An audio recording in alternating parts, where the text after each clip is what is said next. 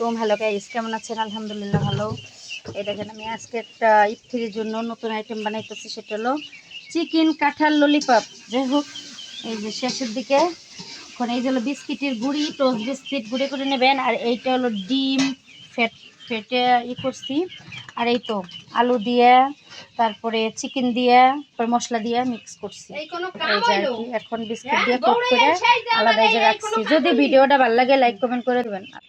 এই তো আলহামদুলিল্লাহ আমার কমপ্লিট। এখন বিসমিল্লাহির রহমানির রহিম।